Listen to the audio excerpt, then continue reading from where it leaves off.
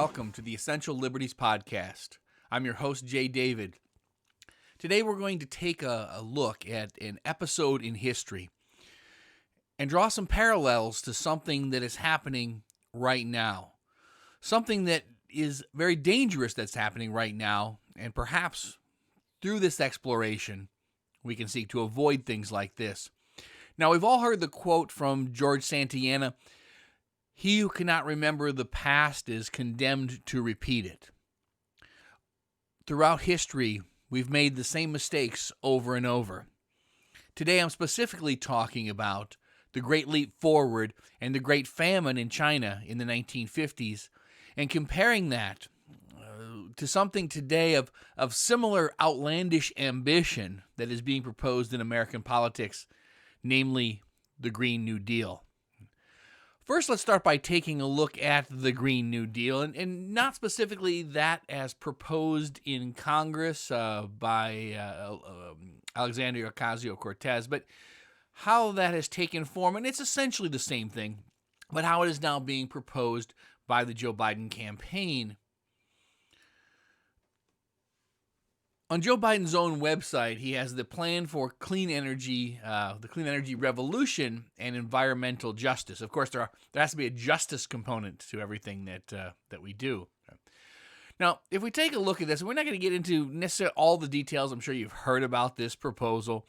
This is the ambitious goal that by 2050, that we no longer have any combustion engines, no more gas, no more oil or fossil fuel production, that all of our buildings have been converted to energy efficient or carbon neutral buildings, that we have retrofitted everything by then to the latest and greatest, and in many cases technology that doesn't even exist, but to reach these climate goals, where we've replaced all of the fossil fuels again with clean energy, windmills, solar primarily. And all those things right now, infrastructure for these things, it doesn't exist. We don't have it. As I mentioned, we don't even have some of the technology that would bring us there in just 30 years to no longer relying on those inexpensive and relatively clean forms of energy. So it's right there on the Joe Biden website, his climate revolution. You can take a look at it in greater detail. Essentially, Biden believes, according to the site, that the Green New Deal is a crucial framework for meeting the climate challenges we face. It captures two basic truths, and they're the core of this plan. The United States urgently needs to embrace greater ambition, and we'll come back to that word later, but we'll see some parallels between that and the other historical event that we'll talk about, but we need to do it on an epic scale. Not incrementally, not slowly, not moving forward at a reasonable pace, trying to be cleaner with our energy and our lifestyles as the technology allows. But we need to be ambitious. We need to be epic in what we do. And that our environment and our economy are completely and totally connected. And I think this has to do with the climate justice aspect of the proposal. There are a couple other things that you can look at. You can take a look at the actual proposal that was submitted to Congress, and it has been reported in various news outlets that when analyzing the Green New Deal as submitted to the House, as a bill that you see here, and the Biden plan, does not substantially differ. When it comes to this, the ambition that he speaks about, the epic scale of this, I think what we can start by doing is just taking a look at just how epic and how large the scale of this proposal actually is. And to do that, there's been several different analyses done of the actual proposal. How much will it actually cost us to do something like this? And these are best guess estimates, and one of the estimates, as it says, it's not trying to figure this out to the decimal places. What it's trying to do is to take a look at this relatively, what's the scale of this? Whether it's millions or hundreds of millions or billions or trillions, and the conclusion that it is certainly in that trillions category. And we'll take a look at just how far into the trillions this proposal goes. So the estimate, the first one that we take a look at here from the Aspen Institute, it by its own admission doesn't include a lot of things. There's a free college proposal as part of the Green New Deal, and as we look at the Green New Deal, it's almost two separate things. It is the green aspect, and then it's the New Deal aspect.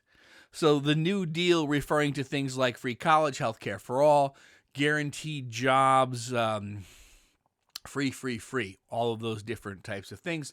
But in this first analysis, the free college wasn't even included. So it says here that the bulk of the estimate is the cost of the New Deal programs, and that's this estimate by the Aspen Institute. $80 trillion is the upper bound for universal health care and guaranteed jobs. Two of the biggest proposals from the New Deal side of this. The green initiatives, it really doesn't get into, but there's another cost estimate of that we will also take a look at. Now let's see how they characterize the plan here. So the Green New Deal envisions a 10-year mobilization in pursuit of its goals. So this would include new government processes led by frontline and vulnerable communities and workers to plan, implement, and administer the Green New Deal mobilization. Again, according to the Biden website, it's ambition on an epic scale.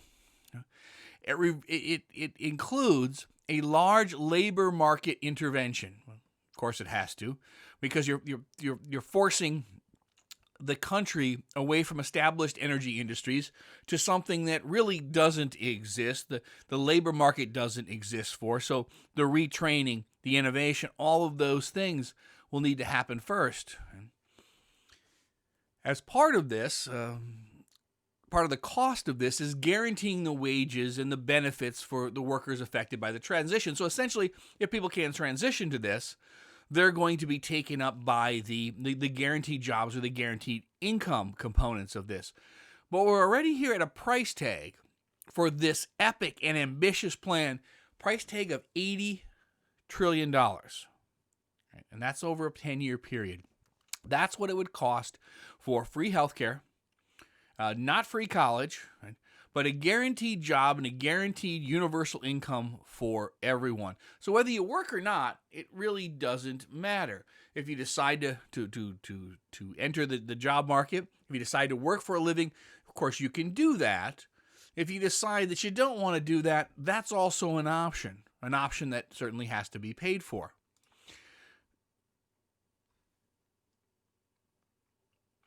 There's a little bit more to the analysis, but that gives us a number, $80 trillion. Now, the other side of this proposal is the greening aspect of this. And there's a couple of major changes according to some of the analysis that we can look at that need to happen. As I mentioned, we don't have the infrastructure for this. Certainly, we have some solar energy being produced. We have a bit of wind power being produced, but nothing on the scale of entirely replacing the fossil fuels that we've come to use. So when you take a look at the estimates, and I'm going to scroll back up here,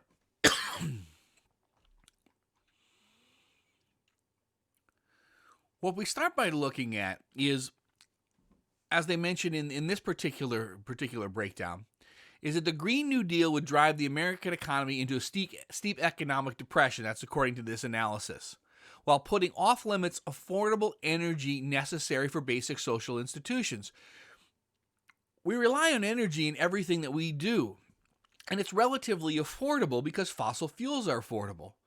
They're not the cleanest source of energy, but they have been vastly improved. What's important to look at is just how far this reaches. We may think about the fact that we need to add more windmills, and that we may need to add more solar panels. But then we got to talk about the infrastructure of moving that energy on a completely revised energy grid.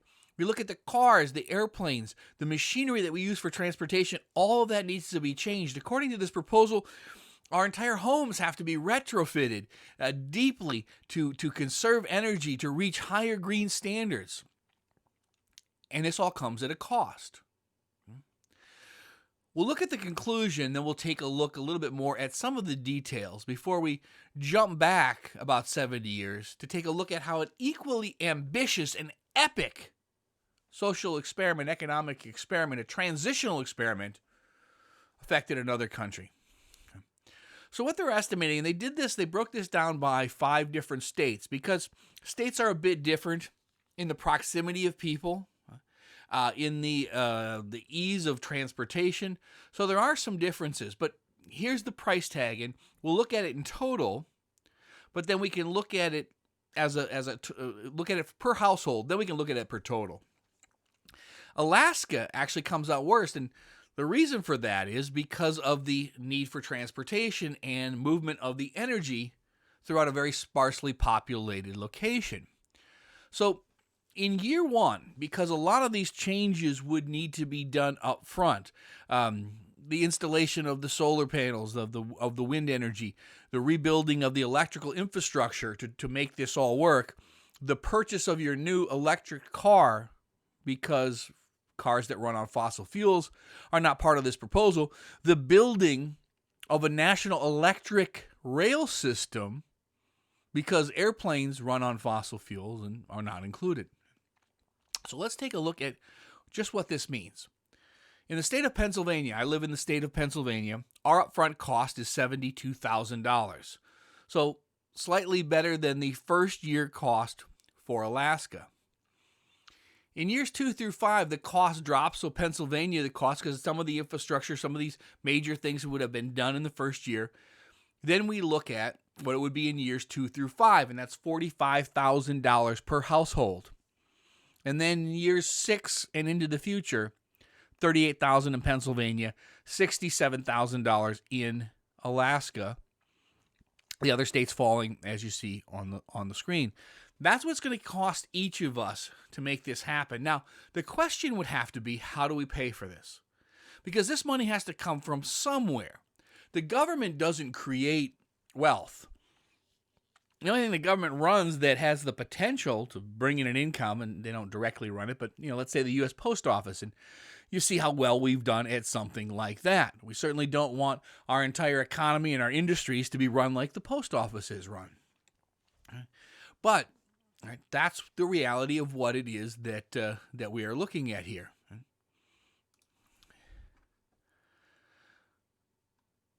So if we take a look a little bit deeper, just to see how this breaks down.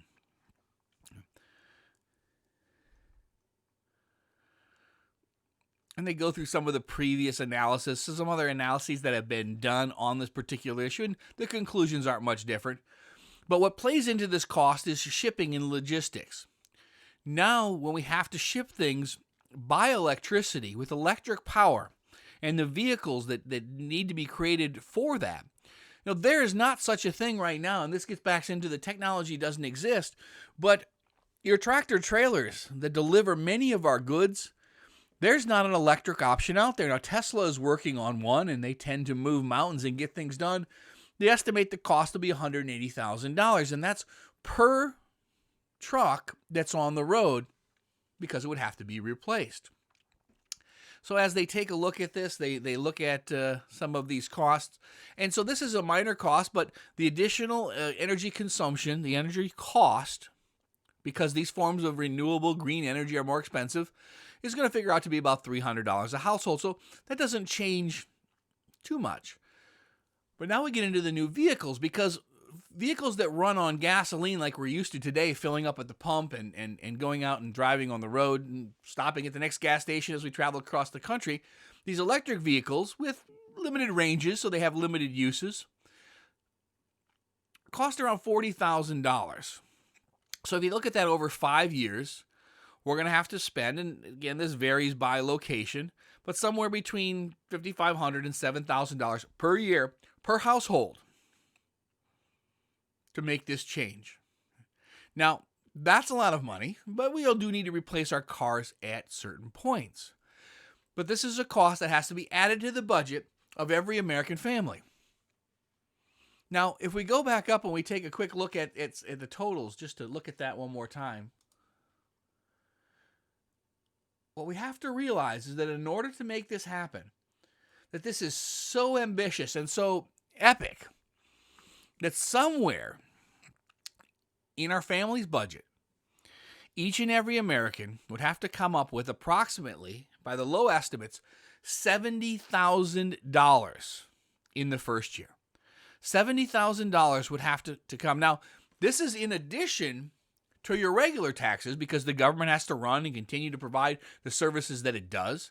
And while perhaps some savings can be realized, that's complete speculation, in making these programs more efficient, at least that's the claim. But again, if the entire country, the economy, all of our industries were run like the post office, would there be cost savings?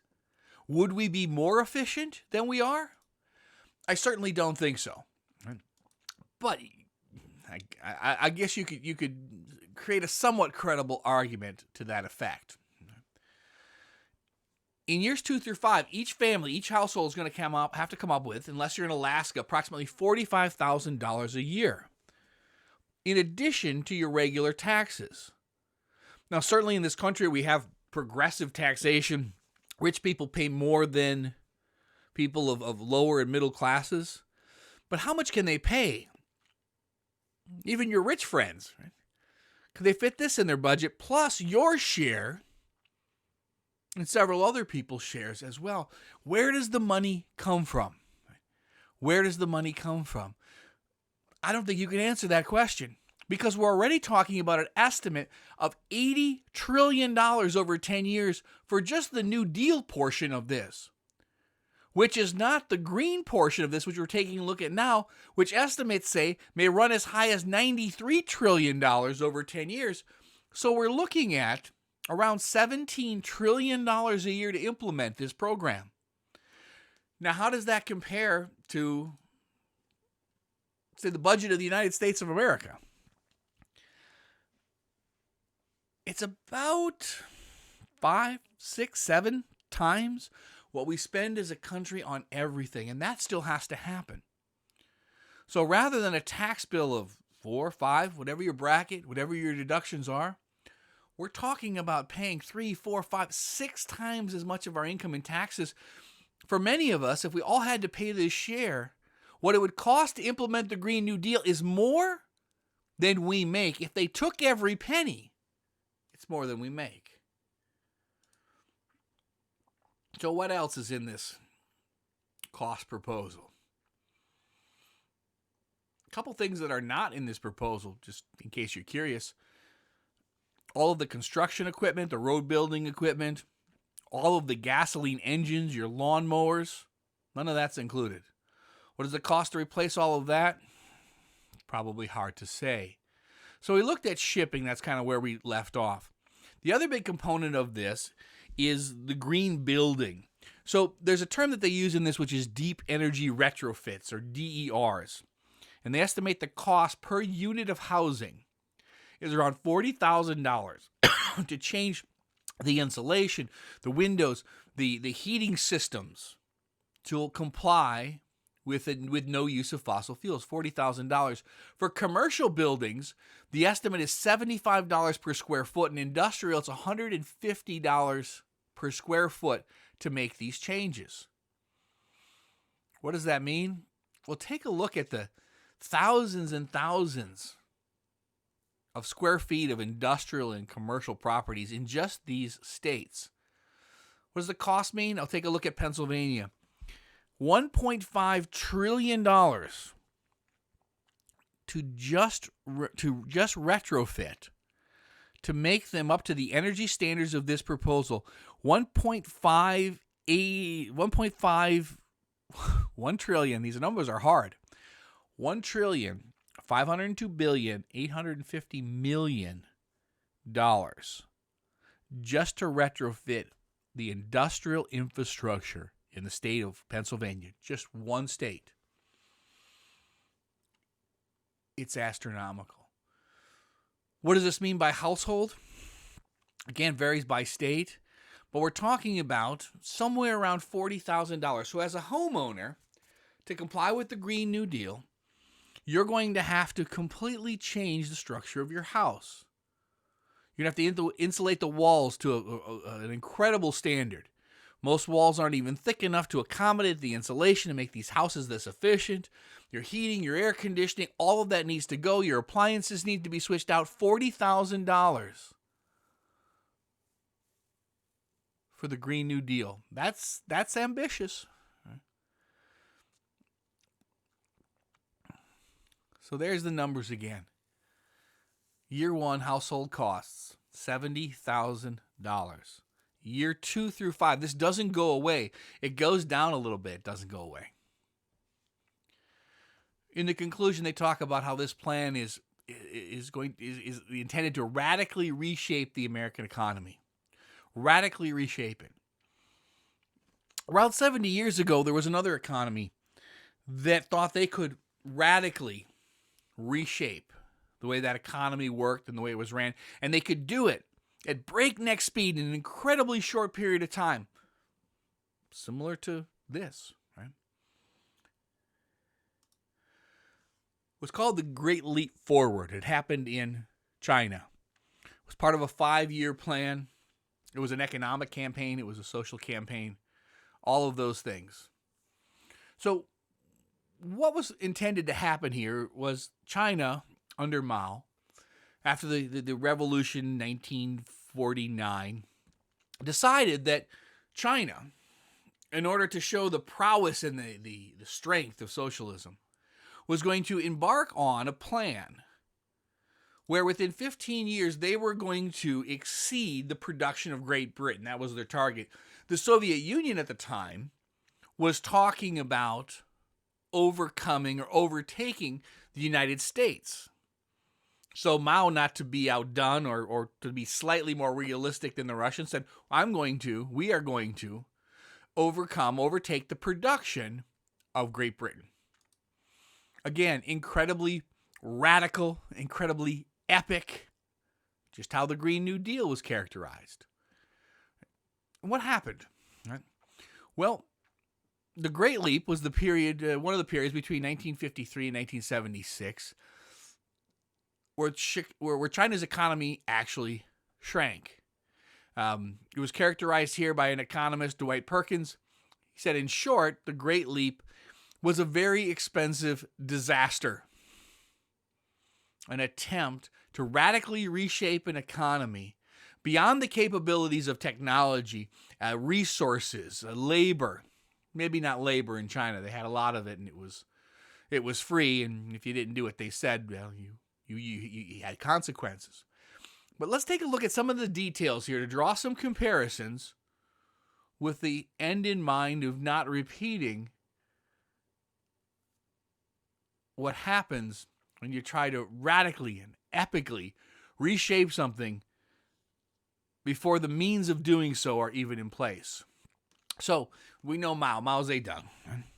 He argued that the best way to finance the industrialization and try to change China from an agricultural economy to an industrial economy was to take control of agriculture, establish a monopoly over agriculture, the distribution, the supply.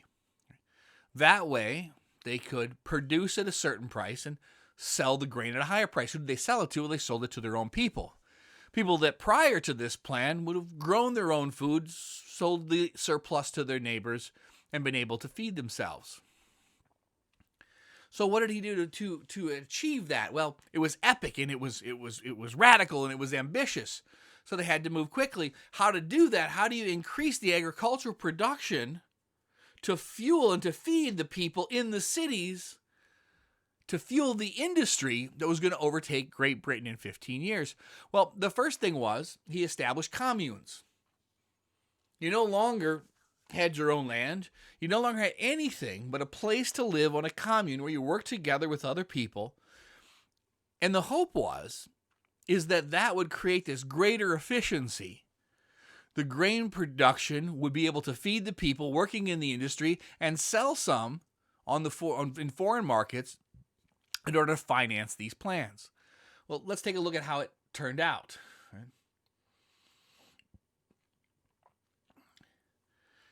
What was involved? Mass mobilization, social leveraging, attacks on bureaucratism, disdain for material objects. But the first couple being most important, the mass mobilization, right? This radical attempt to change everything all at once, beyond the available means and beyond the technology.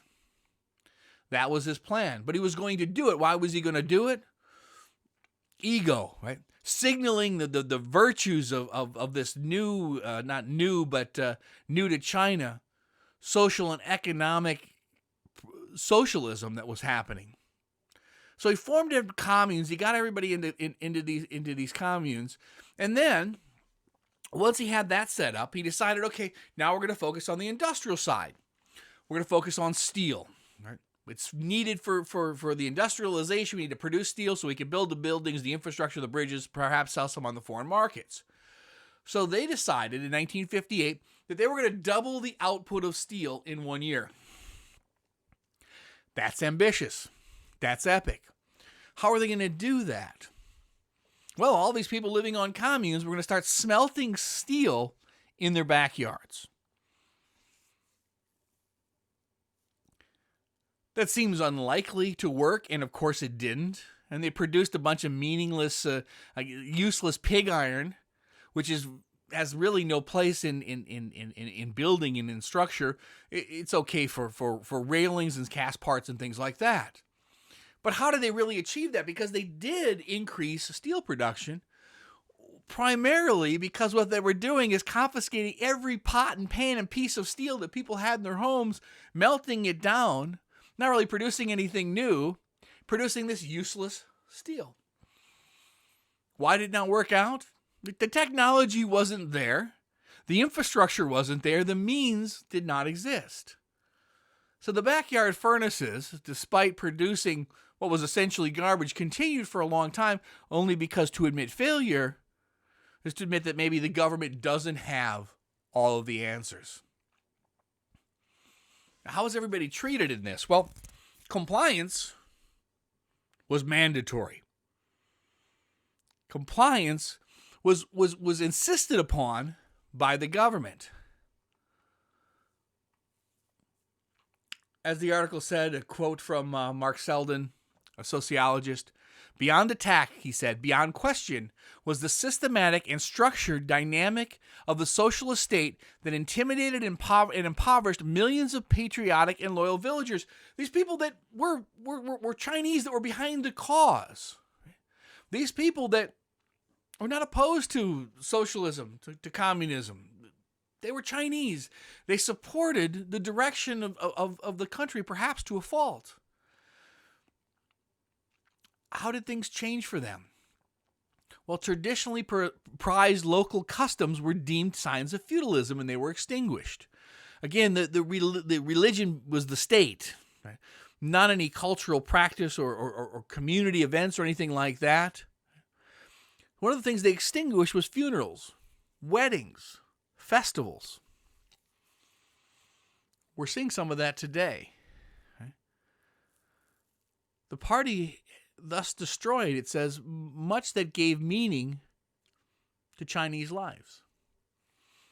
In 2020, much of what it means to be American is being destroyed. Now, the COVID pandemic has something to do with that. But is the way that life is being changed necessary for that? I think you could certainly argue that point. So if you didn't comply, how were you treated? Well, Frank Dickwater writes that beating with sticks was the most common method used by the local cadres, and roughly half of all of them regularly pummeled or caned people. Some of them developed harsher means because, again, for this to be this epic and this ambitious, everybody has to be on board. You have to compel them in some way to do something that is significantly against their best interest. People will go along to a certain extent, and you can rally people behind justice and good causes and what's best for the people. But when it clearly isn't, and it quickly shows itself to not be, under a system, an authoritarian system, that is trying to radically change things, again, beyond the means, without the technology, because they want to signal to the world their virtue, their ability, the correctness of their political and economic system. People were doused in boiling water, forced to ingest excrement and urine, subject to mutilation, hair ripped out, noses, ears cut off. These were common things. People were injected with salt water into their veins, with needles normally reserved for cattle. This wasn't once or twice. This was how people were made to comply. Around 6 to 8% of the people that died in the resulting Great Famine were tortured to death or killed. When you're moving an economy, a society away from their best interest,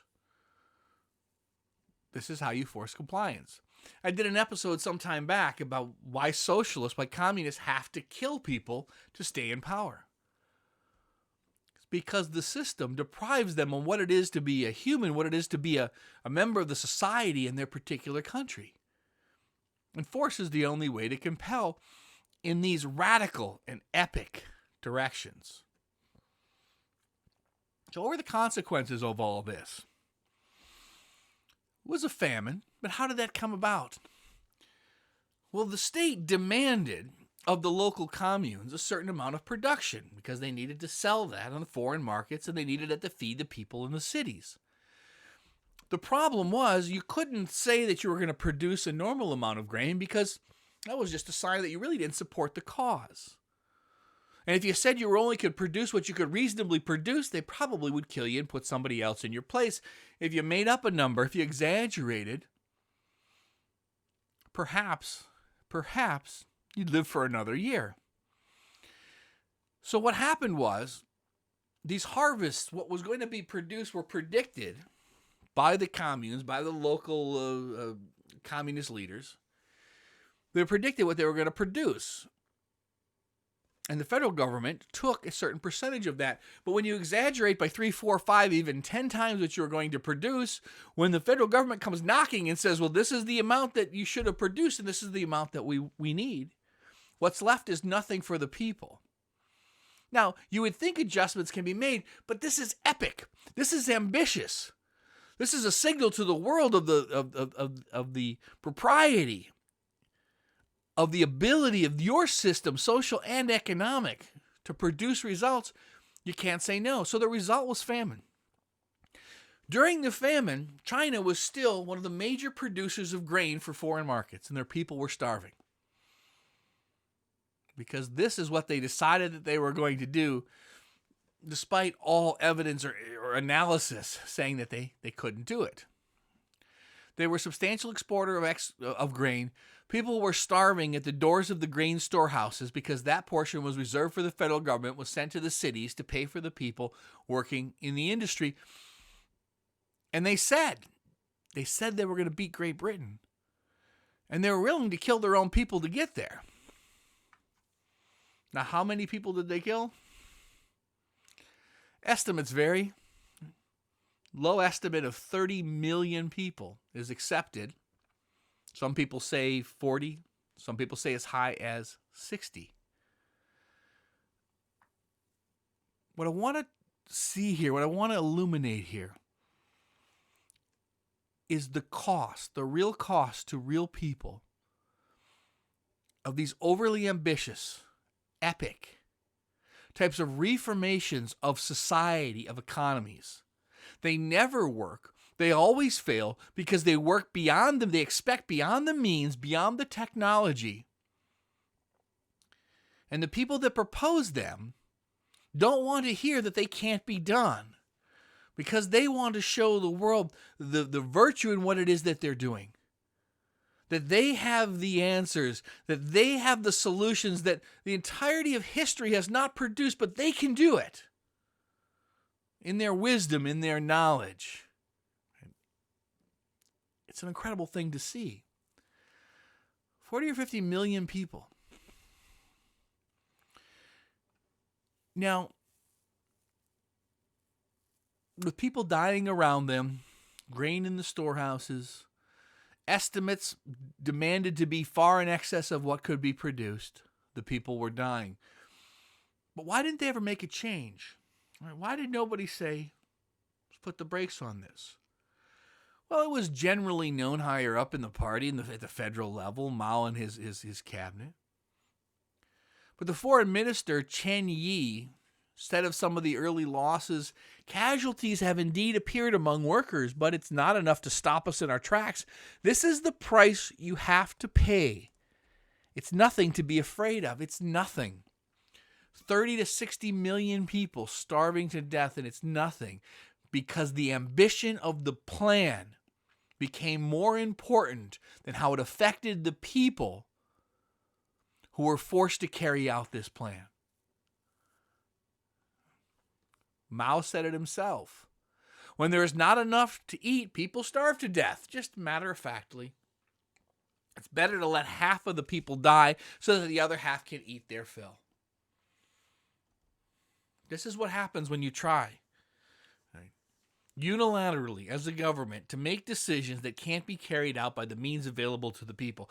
This is when you put your opinion, your plan, right, your thought that you have the ability to dictate how an economy, how a society transforms, not letting the market do it, making those individual decisions at every level to move economies and to move societies in the best interest of the people. This is what happens with national planning. This is what happens when the intellectual elite decide that the decisions that they can make for you are better than the decisions you can make for themselves because of their superior knowledge. Meanwhile, they're insulated from the destructive nature of what is happening to the people while they revise and create another 5-year plan, pretend the other one never happened, sweep the failures under the rug.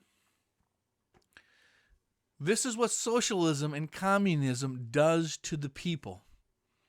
It destroys them in the arrogance of the epic and the ambitious planning, the engineering in society of those people that came to power.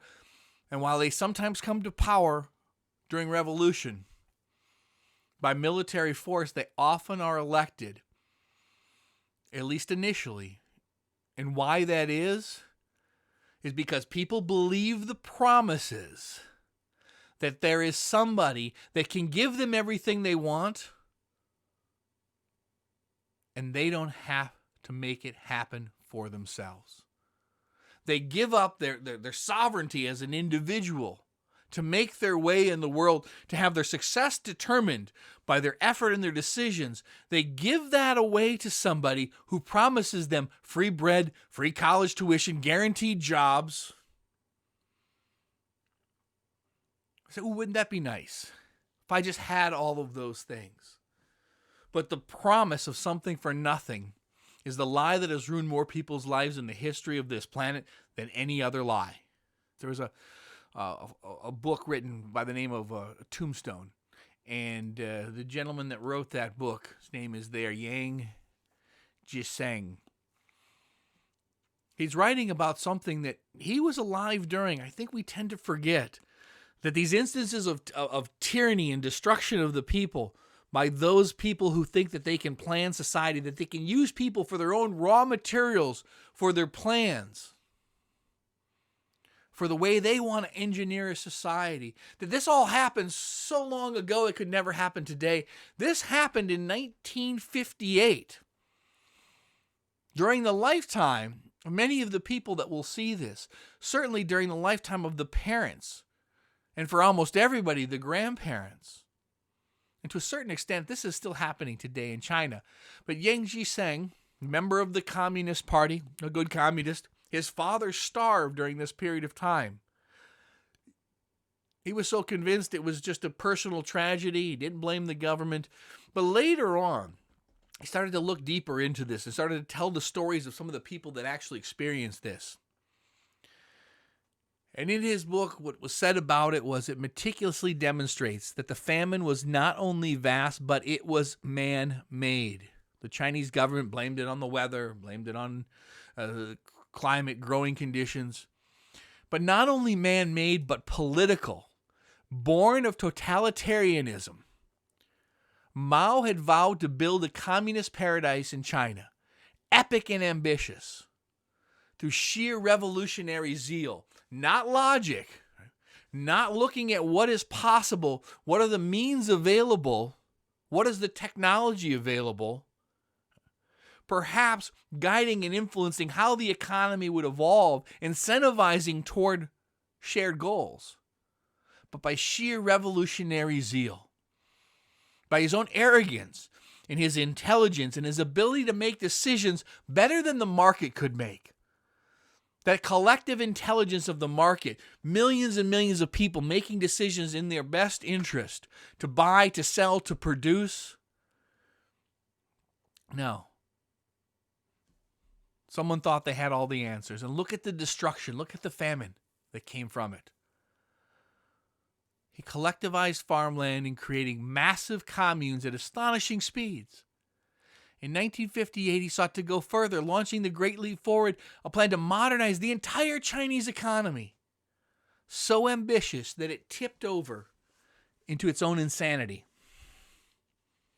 There are proposals before the government of this country, of the United States of America, right now, that are similarly ambitious and epic by their own admission.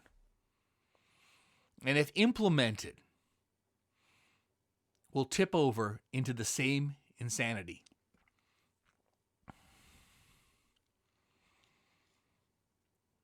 We'll end with something Mao said. To distribute resources evenly will only ruin the great leap forward. He warned his colleagues, when there is not enough to eat, people starve to death. It's better to let half the people die so that the others can eat their fill. What half will eat their fill? I don't think it's appropriate to say half. Which few will have their fill? We see this today, especially regarding the COVID restriction in this country.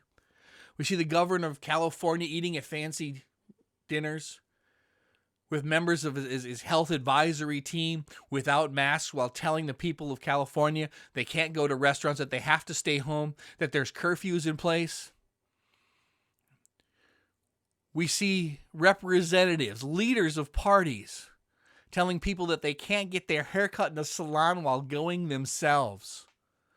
We see groups of governors vacationing in Hawaii while they place travel restrictions on everybody else. They're the ones that get to eat. Why? Because they believe they have an intelligence beyond ours, and that they can use people as the raw materials for this form of social engineering. That they can make better decisions for each and every one of us, having never met us and not knowing us. They believe that they can do that, and that we should fall in line and follow their grand, ambitious, epic master plans. History tells us that doesn't work. History tells us that no one makes a better decision for an individual in the family than that individual in that family. And when we cede that control over to leaders who plan to revolutionize economies, not by their natural progression, when they supplant the natural progression, the natural evolution of economies with the grand plans and their ideas, it always fails. It has never succeeded. There is no one person, no group of intellectuals whose intelligence will surpass that of the market and individual families making decisions in their best interest. As we've seen from some of the analysis of the Green New Deal, the prediction is economic collapse. Why? Because it's ambitious and it's epic and it's planned where the market should hold sway. It places someone's ideas, somebody's plans, above the self-interest of the people. We can't let that happen because history will repeat itself. If we try to reshape a society with grand and epic plans, what will happen is what has happened every time when somebody tried the grand and epic reshaping of our societies, of our beliefs, of our way of lives. It's something that's worth fighting for. My friends, thank you for listening today. Thanks for stopping by. I look forward to seeing you again on the next episode of Essential Liberties. Again, I'm your host, Jay David, and we'll talk to you soon.